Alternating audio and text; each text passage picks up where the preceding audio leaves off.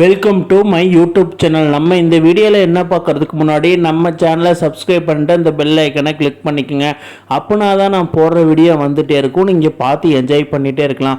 இப்போ நம்ம இந்த வீடியோவில் என்ன பார்க்க போகிறோன்னா, இந்தியா வாஸ் ஆஸ்திரேலியாவோட செமிஃபைனல் ஒன்று தான். ஏன்னா 2025 ஐசிசி சாம்பியன் ட்ராஃபியில் 4 டீம் செலக்ட் ஆகிருக்கு. அந்த 4 டீமில் இன்றைக்கி செமிஃபைனல் ஒன்றில் இந்தியா வாஸ் ஆஸ்திரேலியா மோதுறாங்க. டாஸ் டைம் அப்படின்னு சொல்லி அனௌன்ஸ்மெண்ட் பண்ணிவிட்டு டாஸை போட வந்து ரோஹித் சர்மா கையில் டாஸை கொடுத்து போடலான்னு சொல்லி போட்டால் வழக்கம் போல் ரோஹித் சர்மா டாஸை தோற்று ஸ்டீவ் ஸ்மித் வின் பண்ணிட்டாப்புல. ஸ்டீவ் ஸ்மித் வின் பண்ணிவிட்டு என்ன பண்ணியிருக்காருன்னா, சூஸ் டு பேட் பெஸ்ட் அப்படின்னு சொல்லி சொல்லிட்டாரு. ஏன்னா துபாய் இன்டர்நேஷ்னல் கிரவுண்டு பார்த்தீங்கன்னா அதாவது பேட்டிங்க்கு சாதகமாக இருக்கும். ஸோ அதனால் சூஸிங் டு பேட் ஃபர்ஸ்ட் அப்படின்னு சொல்ல 2 டீமோட ஸ்குவாடை பார்த்தீங்கன்னா, இந்தியாவில் ரோஹித், கில்லு, கோலி, சிரேஸ் ஐயர், அக்சர், ராகுல், கார்த்திக், ஜடேஜா, சமி, குல்தீப், வருண்.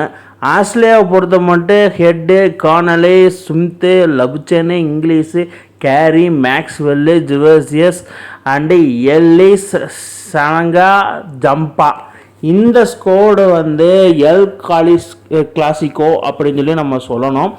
ஏன்னா இந்த ஸ்குவாடை வச்சு எப்படி தான் வின் பண்ணுவாங்கன்னு நினைக்கிற ஆஸ்திரேலியா டீமு இந்த ஸ்குவாடை வச்சாவது வின் பண்ண முடியாதா அப்படின்னு சொல்லி நினைக்கிற இந்தியன் டீமும் 2 பேரும் மோதுறாங்க. ஃபஸ்ட் இன்னிங் ஸ்டார்ட் பண்ண ஆஸ்திரேலியா ஹெட்டேக்கின் தொல்லை இன்றே தொடங்கும் அந்த மாதிரி தாங்க டிவிஸ் கெட்டு ஸ்டார்ட் பண்ணிட்டாப்புல போட்டு புழக்கிற ஆரம்பிச்சுட்டாப்புல. அதுக்கப்புறம் கூடவே இருந்த கூப்பர் கான்லி டக் அவுட்டாக, சமி விஷ்ணா பாலில் டக் அவுட்டாக. இவர் மேத்யூ ஷாட்டுக்கு பதில் ஓப்பனிங் அடிக்கிறான். அவரோட ரீப்ளேஸ்மெண்ட் தான் இவர். ஸோ அவர் இருந்தால் கூட நல்லா பர்ஃபார்ம் பண்ணியிருப்பார். So Cooper Connolly duck out ஆகி நம்மளுக்கு வெற்றி வாய்க்கு பாதையை வகுத்து கொடுத்துட்டாப்புல. அதுக்கப்புறம் சமி நல்லா பர்ஃபார்ம் பண்ணல. ஏன்னா ஒரு இம்பார்ட்டன்ட் ஸ்டார்டிங் விக்கெட்டை கொடுக்குறதுனா நம்ம சமி தான். பும்ரா இல்லாத தருணத்தில் சமியை ஓப்பனிங் ஸ்பெல் விஎஸ்எஃப் வச்சது Rohit Sharma. Outstanding captaincy. So அதனால் சமி விக்கெட் எடுத்தது நம்மளுக்கு ரொம்ப சாதகமாக போயிடுச்சு. ஏன்னா ஃபஸ்ட்டு ஒரு 4-5 ஓவர்ஸ்லேயே விக்கெட் விழுகிறதால அவ்வளோ சாதாரணமான விஷயம் இல்லை. நான் ஆப்னண்ட் ஓப்பனிங் போட்டு போடப்பாங்க. அது நம்ம எல்லாத்துக்குமே தெரியும். Shami is better choice. அதுக்கப்புறம் பார்த்தீங்கன்னா ஹெட்டு போட்டு போனதுட்டு இருந்தால் நம்ம கார்த்திக் பாண்டியா ஓவரை. அதுக்கப்புறம் சுமித்து கூட ஜாயின் பண்ணிட்டாப்புல. ஹெட்டு இப்படியே அடிச்சுட்டே இருந்தால் என்ன தான் பண்ணுறது, இப்படியே அடித்தாருன்னா 100 ரன்னுக்கு மேலே போட்டு அடி பிறந்துருவார். அதனால் டப்புன்னு ஸ்பின்னை கொண்டு வந்துடலாம் அப்படின்னு சொல்லி வருண் சக்கரவர்த்தி கொண்டு வந்தான் ரோஹித் சர்மா. அதனால் வருண் சக்கரவர்த்தி ரோஹித்தனா கம்மன் இருங்க, நான் தூக்கி காமிக்கிறேன் அப்படின்னு சொல்லி டப்புன்னு ஒரு விக்கெட்டை போட்டாப்புல வருண் சக்கரவர்த்தி ட்ரிவர்ஸ் கெட் அவுட். கெட்டேக்கின் தொல்லை இனி நம்மளுக்கு இல்லை. அந்த மாதிரி தாங்க ட்ரிவர்ஸ் கேட்டை எடுத்தவனையுமே 1.6 பில்லியன் பீப்புள்ஸும் மனசில் பெரும் மகிழ்ச்சி. அந்த செனரியாவை கண்டுகளுக்கு மிஸ் பண்ணவங்க பாருங்கள் ஹைலைட்ஸில். ஸோ அதுக்கப்புறம் பார்த்தீங்கன்னா லபுச்சேனு, சுமித் இவங்க மிடிலார்லேயே ஸ்பெஷலிஸ்ட் பிளேயர்ஸ் 2 பேரை தூக்கினா மேட்சே முடிஞ்சு. ஏன்னா மிடிலாரில் சிங்கிள்ஸ் 2s 3s அப்படின்னு சொல்லி அடித்து நல்லா கம்பேக் பண்ணிகிட்டே இருப்பாங்க. ரொட்டேட்டிங் இவங்க எபிலிட்டி வேறு லெவலில் இருக்கும். ஸோ அதுக்கப்புறம் அவங்களையும் அதாவது லபிச்சேன் நீ இருப்பா வரேன், நான் சட்டை தூக்கிட்டு வரேன் அப்படின்னு சொல்லி ரோஹித் சர்மா மைண்ட்ஸ் ஆகும். சட்டை டாப்புன்னு ஒரு விக்கெட்டை போட்டாப்புல நம்ம லபிச்சேனா விக்கெட்டை. என்னடா பால் இது, எப்பட்றா போடுறா, அது எனக்கு ஒன்றுமே புரிய மாட்டேங்குது. அம்பையர் இல்லிங்வொர்த், கிறிஸ் கேப்னி 2 பேர் பார்த்துட்டு இருந்தாங்க.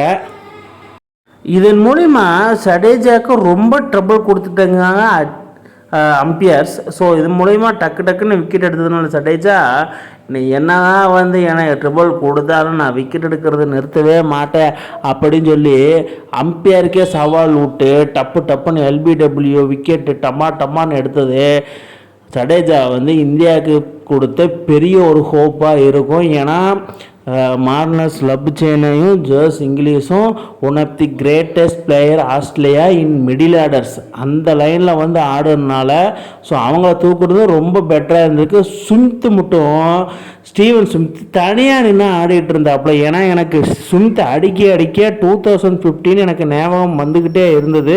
ஸோ அதில் வந்து 100 அடித்தார். அதேமாதிரி ஸ்லோவர் நாக்கு ஆடுவார்னு நினச்சேன். அவர் கூட சேர்ந்து அலெக்ஸ் கேரி அவுட்ஸ்டாண்டிங்காக ஆடிட்டேன்னா இந்தியாவை அதாவது பாதுகாப்பு இந்தியா ரிவர்ஸ் கெட்னா கீப்பரில் வந்து பாதுகாப்பு இந்தியானா அலெக்ஸ் கேரி. ஆனால் இவன் அலெக்ஸ் கேரி வந்து பார்த்தீங்கன்னா நான் எல்லா டைம் அதில் T20 ஆகட்டும் ஓடிஏ ஆகட்டும் டெஸ்ட் ஆகட்டும் அலெக்ஸ் கேரி வந்து நம்மளுக்கு ட்ரபிள் நிறைய டைம் கொடுத்துருக்காப்ப. அதாவது டாப் ஆர்டர் நம்ம வந்து சொல்லுவோம் ட்ரிவர்ஸ் கட்டி ஸ்டீவன் ஸ்மித் இந்த மாதிரி பெரிய பெரிய பிளேயர் டப்புன்னு அலெக்ஸ் கேரி வந்து அடி போட்டு பொழந்துட்டே இருப்பார். இப்படி 2 பேரும் போட்டு பொழந்துட்டு இருந்த சமயத்தில் டக்குன்னு சமியோட ஓவர் வந்து ஸ்டீவன் ஸ்மித் அடிக்கவே முடியல.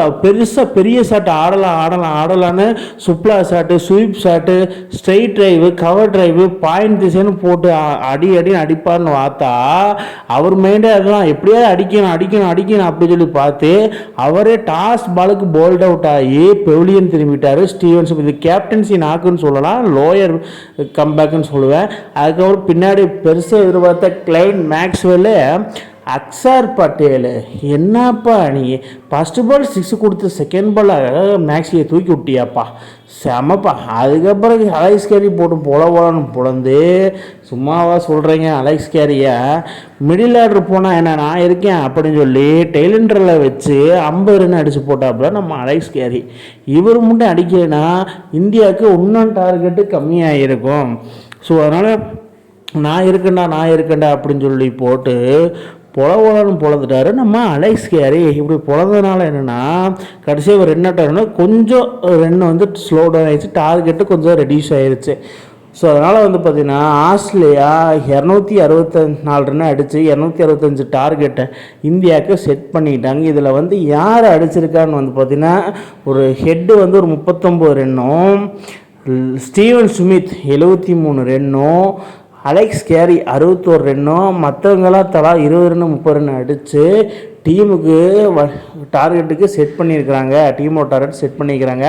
ஸோ அதுக்கப்புறம் வந்து இந்தியாவோட பவுலர்ஸ்னு வந்து பார்த்தீங்கன்னா அழகாக ஒரு 10 ஓவர் 42 ரன் கொடுத்து 3 விக்கெட்டும். அதுக்கப்புறம் பெருசாக யாரும் கொடுக்கல, சடேஜா தான் 2 விக்கெட்டு. இதன் மூலிமா என்ன இந்தியா அணி 265 ரன்ஸ் டு வின். அதாவது 265 ரன் அடித்தா போது ஈஸியாக வின் பண்ணிவிட்டு ஃபைனல் டிராஃபிக்கு நம்ம போயிடலாம், ஃபைனலோட அழகாக கப் அடிக்கலாம் அப்படின்னு சொல்லி செகண்ட் இன்னிங்ஸை ஸ்டார்ட் பண்ண ரோஹித் சர்மா சுப்மன் கில்லும் நல்லா தான் ஆடிட்டு இருந்தாங்க. சுப்மன் கில் வந்து ஒரு ஸ்லோயஸ்ட் நாக்கு ஆடிட்டு இருந்தார். ரோஹித் சர்மா போட்டு போலன்னு பொழந்துட்டு இருக்க சமயத்தில் சடனாக வந்து டிவிலியர்ஸ் போட்ட பாலில் இன்சைட் எட்ஜ் போல்ட் அவுட் ஆகி சுப்மன் கில் பெவிலியன் திரும்பிட்டார்.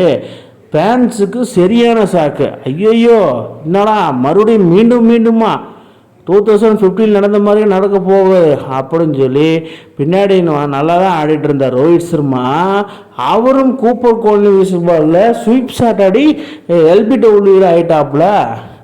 என்னடா நடக்குது இங்கே, வரவும் போகிறோன்னெல்லாம் நம்ம விக்கெட் எடுக்கிறான் அப்படின்னு சொல்லி ரோஹித் சர்மா மைண்டஸ். இவங்க 2 பேரும் போன சமயத்தில் யார் தான் அடிப்பான், வழக்கம் போல் விராட் கோலி நம்பி தான் போகணும் அப்படின்னு சொல்லி பார்க்கும்போது விராட் கோலி மட்டும் அடித்தா பத்தாதுப்பா, அவர் கூட பார்ட்னர்ஷிப் ஒருத்தர் போடணும். அது யார் அப்படின்னு சொல்லி பெரிய ஒரு கேள்வி குறிப்பிக்கு நம்ம சிரேஷ் ஐயர் பதில் கொடுத்துட்டாப்புல. ஏன்னா ஐயர்லேயே ஒரு ரவடி ஐயராக்கும் போட்டு பொழந்தெடுப்பேன் ஆப்னன்ஸை. அது ஆஸ்திரேலியாவில் நான் சும்மா விடுவேன், ஸ்பின்னர்ஸை போட்டு துவன்னு துவப்பேன் அப்படிங்கிற மாதிரி தான் விராட் கோலி ஒரு டைம் நிதானமான ஆட்டத்தை வெளிப்படுத்தினாலும் ஐயர் ஓட்டு ஸ்டார்டிங்லேயே வந்து பொழந்துட்டாப்புல. நம்ம ஆஸ்திரேலியன் பவுலர்ஸ் ஸ்பின்னர் ஆகட்டும் ஸ்பீடாகட்டும் யார் வேணால் வீசுங்கப்பா, என்னோட ஸ்டைலிஷ் ஆட்டம் நான் ஆடிட்டே தான் இருப்பேன் அப்படின்னு சொல்லி இவங்க 2 பேரும் சேர்ந்து பார்ட்னர்ஷிப் வந்து பார்த்தீங்கன்னா 68 பாலுக்கு 51 ரன் அடிச்சு அதில் விராட் கோலி ஒரு 50 ஓட்டாப்புல வேறு லெவலில் பர்ஃபார்மன்ஸு. இப்படியே பர்ஃபார்மன்ஸ் பண்ணிட்டு இருந்தேன் நம்ம ஈஸியாக வந்து ஆஸ்திரேலியாவை போட்டு தள்ளிட்டு ஃபைனல் போயிடலாம். அப்படிங்கும்போது ஐயர் அவுட்டு. அது இப்போ நிதானமாக ஆட்டத்தை வெளிப்படுத்தி விராட் கோலி 84 ரன் இருக்கும்போது அவரும் அவுட்டு. யார் தான் இருக்கா அப்படின்னு சொல்லி 3 ஓவருக்கு 24 ரன் அடிக்கணும் சமயத்தில் நம்ம தலைவன் இருக்கான் கார்த்திக் பாண்டியா இறங்கி பொட்டாம்பர் ஒரு 6 பட்டார்னு, அடுத்த போல ஒரு 6 பட்டார்னு. ஆடம் ஜப்பாவை நம்பி இருந்த ஸ்டீவன் ஸ்மித்து 2 விக்கெட் போட்டதுனால என்னமோ தெரில, இந்தியா ஈஸியாக டார்கெட்டை சேஸ் பண்ணிட்டாங்க. கடைசியாக கேஎல் ராகுல் வின் பண்ணி கொடுத்துட்டாரு.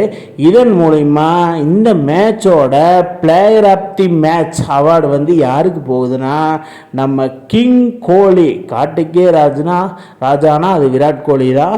அவருக்கு தான் நம்ம இந்த பிளேயர் ஆஃப் தி மேட்ச் கொடுக்க போகிறோம் அப்படின்னு தான் நம்ம ஐசிசி போர்டு வந்து அனௌன்ஸ் பண்ணியிருக்கு. இதன் மூலிமா என்ன, இந்தியா வந்து ஃபைனலுக்கு போயிட்டாங்க.